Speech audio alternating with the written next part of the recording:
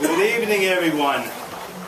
For those of you who don't know us, my name is Erwin Lebo. This is Will Schwab. If you were here last year for the event, we gave a very similar demonstration or presentation on successful recruiting events. This year we're going to be doing something a little bit different. We're going to be giving a presentation, but as you can see, we have a camera here. We're going to be recording this. That's why you all have to sign the press releases. And we're going to be putting this on a district website for those of the individuals who couldn't make it. So if you have any questions, feel free to ask us. Anybody who I'm sure is going to be watching this on a video will be asking some of the same questions. So don't be afraid. Since we are low tech and we have just a flip chart here, we also have additional handouts that we'll be giving. We also have various samples here that we're going to be alluding to, and you'll be able to take some of these home with you as well. How many of you, we'll start it off, how many of you actually do have a recruiting program that you do follow? Just raise your hands. Good. 3, 4. Okay. Well, we're here to hopefully help you. If you take anything that we say back to your packs, we'll feel that we made a big hit, especially if you're able to recruit somebody. So, Will, I guess you want to start? Sure. So, where do you start? Well, first thing you need to do is your initial presentation. When you're going to hold the roundup. You need to have some idea as to when you're going to hold it, where you're going to hold it, the date, time. You want to start working on a flyer. Now the flyer can be anything. It can be a wanted poster, like this pack, they won Cub Scouts. Tells you all the types of things they can do, gives the reward, and it also tells them where they're going to hold their recruiting. Also, you need to start looking at what materials you might need to pull this off. Materials, like what are you thinking about? Well, you need pens, pencils, applications, marketing materials, flyers, if you're doing video or scrapbooks, something to draw them in. And of course, you should meet with your unit commissioner because they can be a great resource. Now, how many of you know who your unit commissioner is? Nobody. Okay. Well, if you don't know who your unit commissioner is, you want to see either me or Vince Mueller, the district commissioner, afterwards, we can try to help you put you in touch with your unit commissioner. I'll make it easy for you. If you're in Carbon County, it's me. If you're in one of the other counties, we have some of them here, but we can make sure that you do find out who your unit commissioner is before the end of the night. They can be a great resource to help you plan this type of event as well. Now, when you're identifying your date and time, there are a couple of things you need to look at to make sure that you have a successful recruiting. You should have first your own pack calendar. How are you going to recruit people if you don't know what you're going to do this year? If you know that it's like, okay, sometime in February we're going to have our blue and gold, that's all you need. The fact that you know you're having your blue and gold in February is enough. You can firm up the dates later. Or if you're going to go on a pack camping trip in May, again, you can come up with the dates later, but again, it's an activity that you can use to sell to the potential scouts that you're going to be doing. You also want to have an idea of your charter organization's calendar. Again, you want to have your blue and gold in February. But what if your church, who's your charter organization, is booked all 4 weekends in February? Well, you either need to find another date to have your blue and gold, or find another location for it. You want to find out when the different holidays. People go away for holidays, may have other plans for holidays, so you don't want to schedule your Pinewood Derby the Saturday before Easter. Even though it looked like it would be a great Saturday in April this year, I don't think you'll have too many people coming out.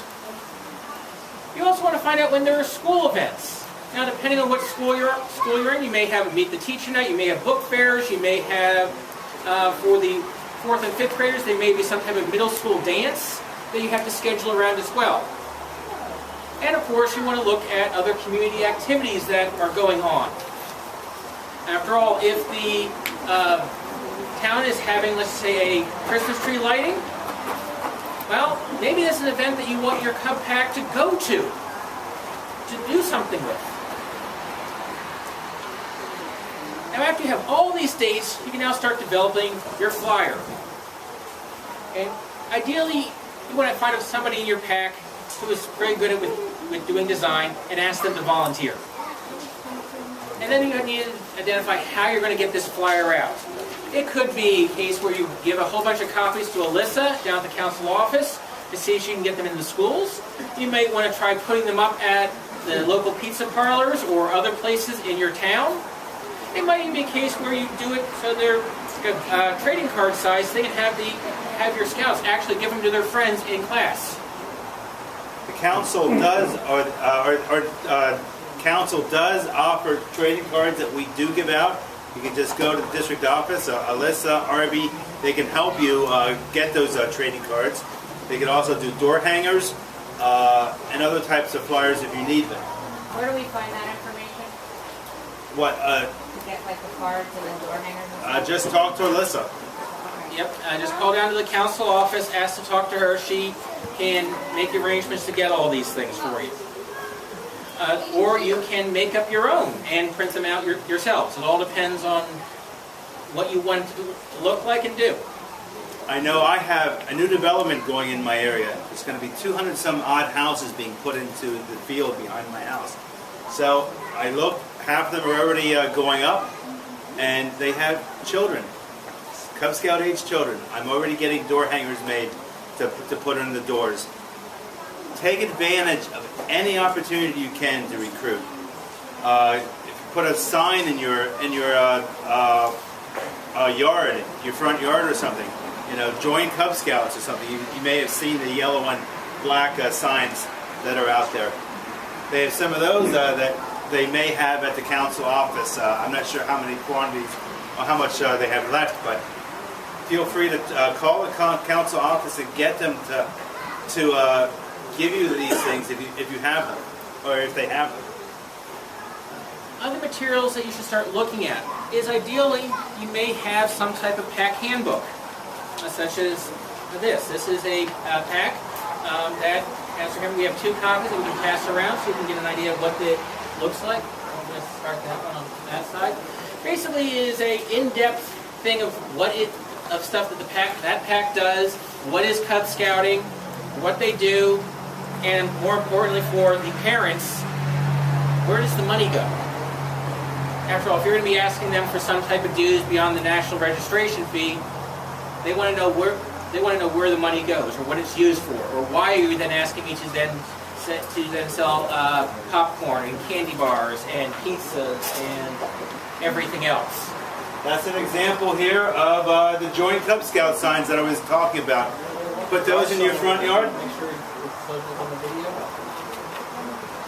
Sure. Don't show my face, but I'll show that. These can be put in your front yard, along the road. Just like any political campaign slogan, we have the Cub Scout ones too. There's about 10 of these over there, so grab one. Other materials that you may want to have is, well, it's like, while a 20-page handbook is great, you're not going to make 30 copies of it to hand out. But you may have a frequently asked questions thing. And we have 2 different packs versions here. Now we'll start one on one side, one on the other. I think we have enough that everyone can actually take one to take home. Use it as a template. Other things, materials that you should have. Well, ideally your pack should have a website. Now, how many of your packs have a website that you keep up to date? Okay, 3, 4. Okay, the rest of you. Having an up-to-date website can be a very useful marketing tool. Again, when people are starting to look for, they might key in Palmerton, PA Cub Scouting to try and see what packs are in Palmerton, or Laurie Station, PA and Cub Scouting to see what packs are in there. And if you have a website, hopefully your pack comes up in the first couple of listings. And if you go to it, and especially if it's up to date, they can start seeing the stuff that your pack does. It's like, and which can then be used to try and pull them in. And even if you don't use it for a recruiting tool, it can be a very good resource for your current parents to see what you're doing. It's like, oh, You know, that fishing derby that we had up at Akela Land back in July, that was a great event. Let's make sure we do it next year. We're not on vacation when it comes around. You should also have an idea when each of your dens are going to meet. Okay, they can all meet on the same night. They can meet on all different nights. But you want to try and have a standard as to the wolf den will usually meet every Tuesday night from 6 to 8 at this location. Because when they're trying to sign up for a pack, they want to make sure it fits in their schedule. After all, okay, maybe you're meeting Tuesday night, Tuesday doesn't work for them. Well, but there's another pack in the area that might meet on Thursday nights. Thursday nights works great for them. Again, it's a way that you can try and get somebody else into your pack. It's important that we want to try and get them in the program in some way, shape, or form. How many of you use the parent talent surveys? 2, 3, 4, 5. Okay, we got 6. Good, 7. Great. Parent talent surveys, you want to start getting copies of them for when you do your recruiting. They're a great tool to find out what your parents can do to help your pack grow. You might find that you have somebody in your pack that is really good with carpentry. Well, there are Weeblo's activity pins. There's bear requirements that you might be able to use their talents to help do. And you want to try and find out what your open positions are.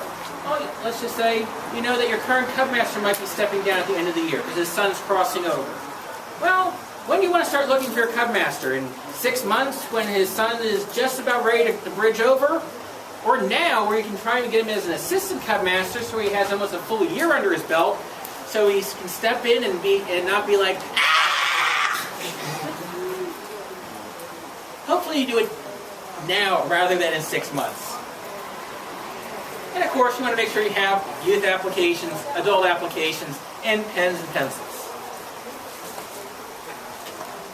So when you meet with the unit commissioner, what do you actually want to talk to them about? Well, the unit commissioner should be helping you with 2 different things.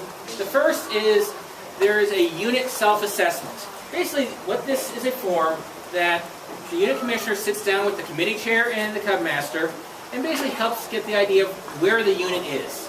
Where are their strengths, where are their weaknesses, so they can try and help them improve. And along the way, they may help determine what positions are open, so they can say what type of person you think you might want to try to recruit. After all, if you need a Cub Master or Den Leader, do you want somebody who just stands up there and talks like this, or do you want someone who's energetic and try and get the kids in to do something? I don't know about you, but I think you probably want the latter rather than the former. Okay.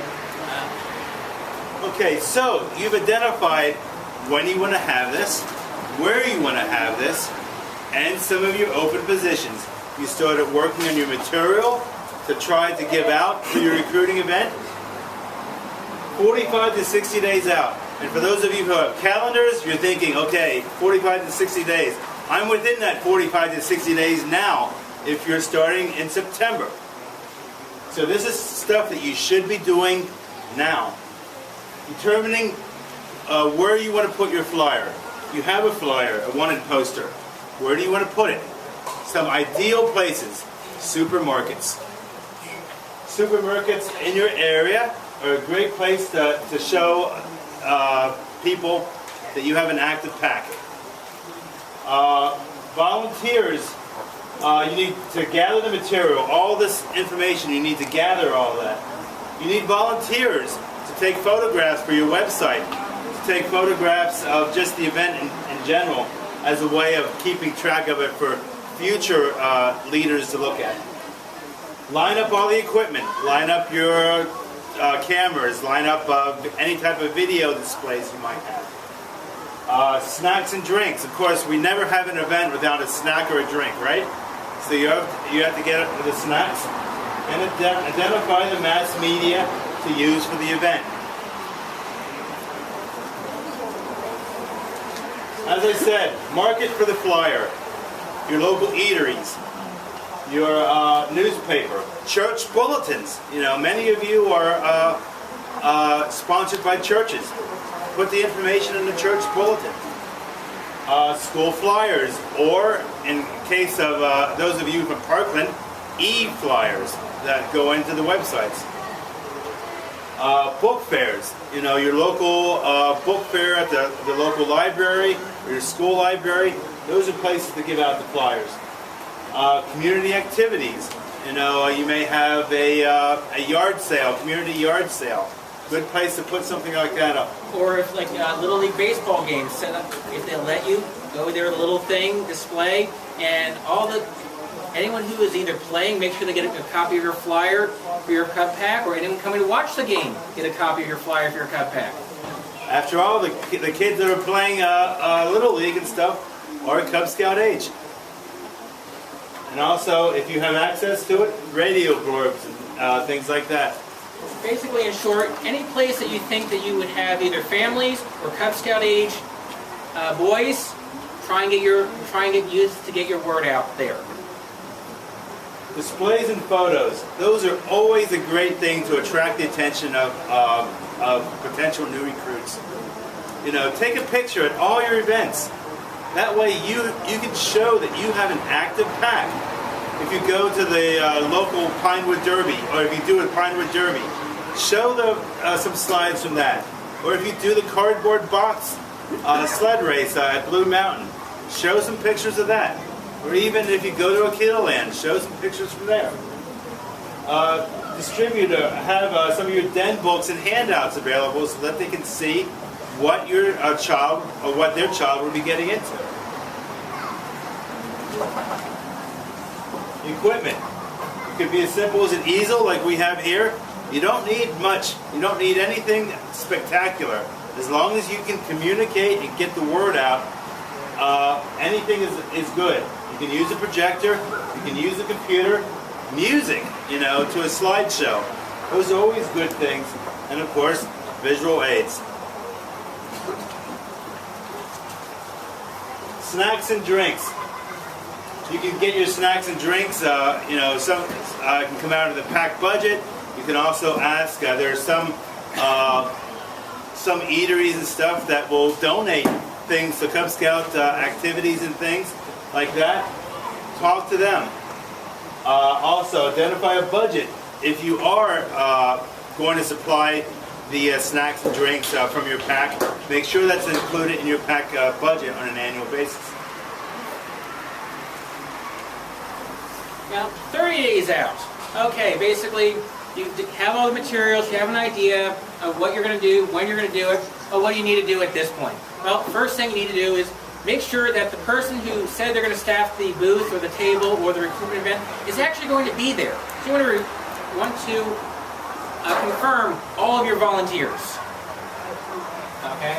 You're going to identify any snacks you're going to get purchased and where they're going to come from.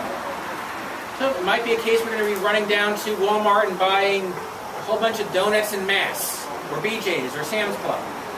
You're going to make any copies you need. Again, it takes time. If you do copies, you decide to do double-sided, make sure that you are flipping the page the correct way around when you're doing your copies. For those of you that have the one handout from the one pack, you'll notice I forgot to do that because I was doing it in a rush today.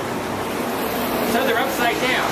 But ideally, you do it 30 days out so you have time to check that so you don't make the second side upside down.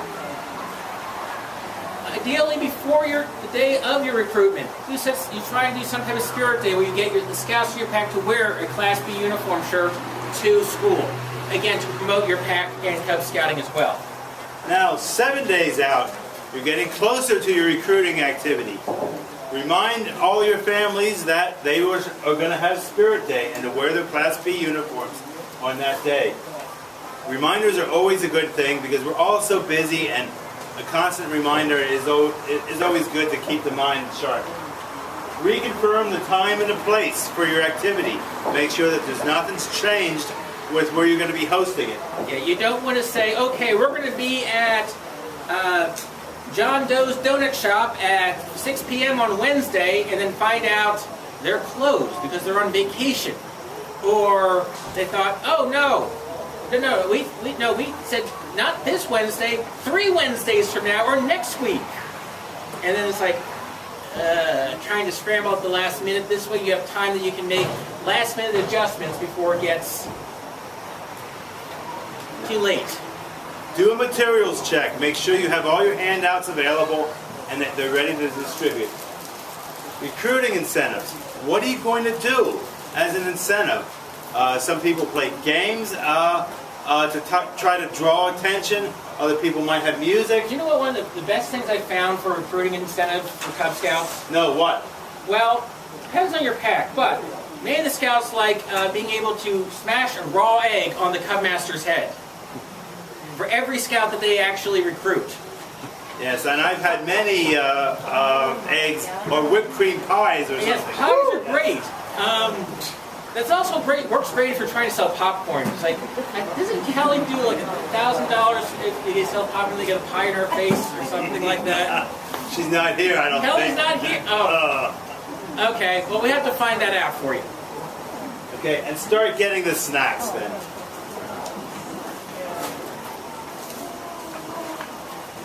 D-Day is recruiting day. Well, what do you need to do to make sure that today is a success? Well, you want to arrive early. You want to make sure you have plenty of time to actually set up the recruiting event.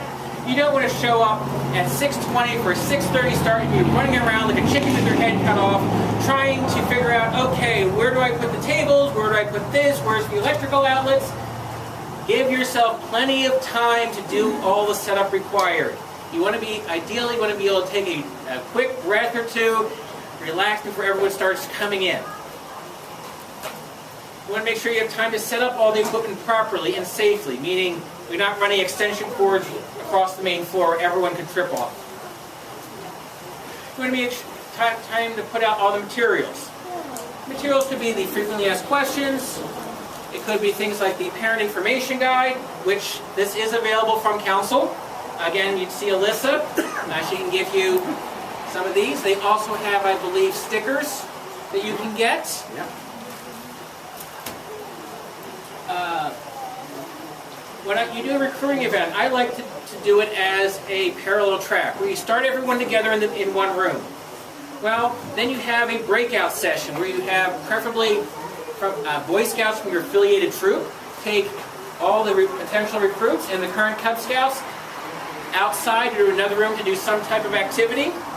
That way you can sit down and actually talk with the parents and have your other parents that are the Scouts in the pack talk to the parents of the potential new recruits as well. After all, the Scouts are having fun, they can see what's going on, and then when they come back in, they'll be like, oh, guess what we did? We shot off rockets, or I don't know.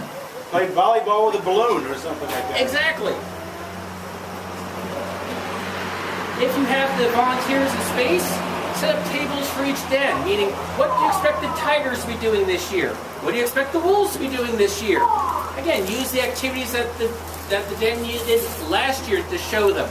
Again, that way they can see some of the potential fun they might have this upcoming year. And if you have time, you may want to ask the district if we can do an in-person youth protection training. After all, since you need that in Mincy Trails Council before you can turn in an application, we will gladly come to your pack, show the video, give the test, and basically do it all at once. That way there is no impediment to them actually being able to sign up for a leader, or as a leader. And of course, after you do all that, you need to make sure you remember to collect all the materials. So every application you give out, ideally you want to try and get back that same night. Because if they take it home with them, the odds of them actually coming back and filling out the application diminish considerably. And of course, when it's all said and done, you gotta clean up. Now, for those of you who may have their first D-Day, their first activity, a recruiting event, say at a school, during the open house, how many of you have a booth at the open house? You don't get to do a lot of this stuff here. What my pack usually ends up doing is getting another second recruiting event like within a week to 2 weeks after that, to invite all the new people back so that they can get a feel for how the pack operates. You know, at the open house at the school, take their names, take their phone numbers, email addresses, whatever. Send them maybe a little reminder. Hey, we're having another open house. Come see how the pack actually functions. And this is where you can start doing some of these breakout sessions. Yes, ideally, you want to continuously be recruiting. This isn't a once and done type thing. This is something you want to be doing non-stop, okay? Because even if you get into November, it is still not too late to join Cub Scouting for that year. You want to continuously recruit every opportunity you get. For example, if you're in a Halloween parade, if they will let you pass out stuff. As you're walking down the route, give them a business card. Every Scout age boy you see, give them a trading card about your pack. Okay, it may not, the first time they might say is like, no. Second time, but eventually you will get in and realize, you know what? This might be something we really want to do. Now, 3 days after your event, things to do. A letter to the kids. You know, they've signed the sheet. The kids are interested. The boys are interested. Send a letter or a postcard to the kids who didn't sign up that night, asking them to come and visit you on your second visit. List the upcoming pack activities so that they may be interested in things like that. If you have a hike coming up, if you have a rain gutter regatta, something. Yeah, so one good thing is after a major recruiting event, have within the next week or two some type of outside activity to get them involved. It could be as simple as a hike to Bay Cover Knob on the Appalachian Trail. It's about half-mile hike, plenty for Cub Scout age kids. It could be coming to the Fall Cub Scout event. That's what? Fall Cub Scout event is Yes. October 11th and 12th at Aquila Land this year. Okay.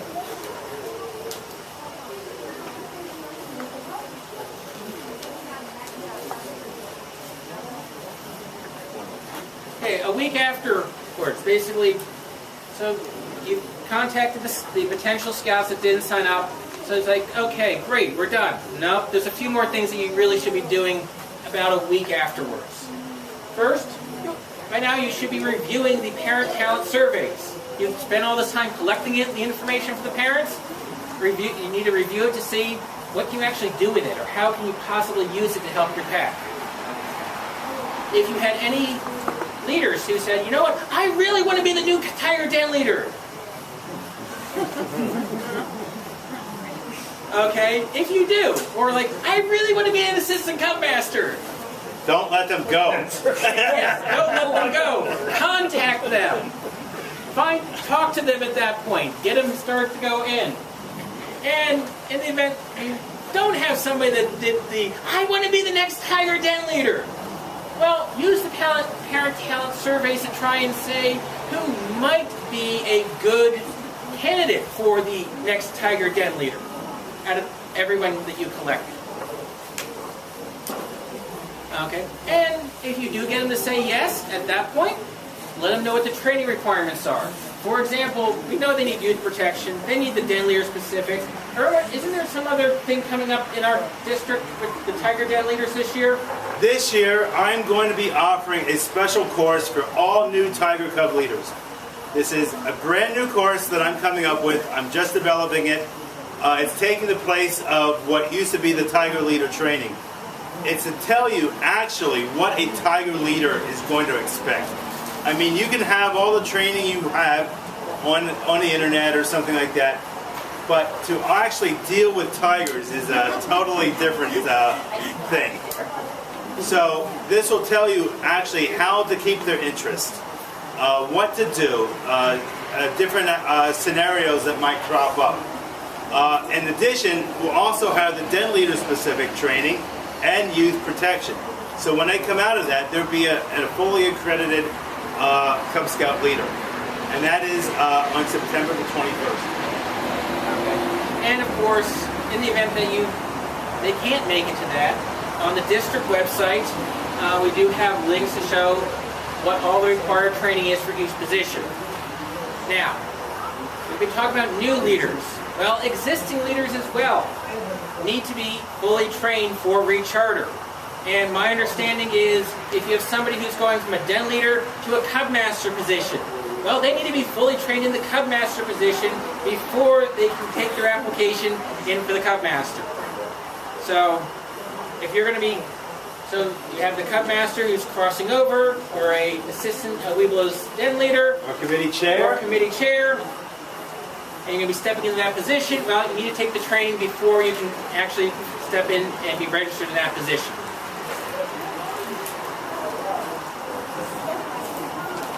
And I think the link to the website is sites.google.com/site/North Valley District. Yeah, I know, it's a mouthful. You can also go to Mincy Trail's website, click on districts, and select North Valley District, and it'll take you right there as well. Now, 1 month after, encourage all new Tiger leaders, and this is a blatant plug in my part here.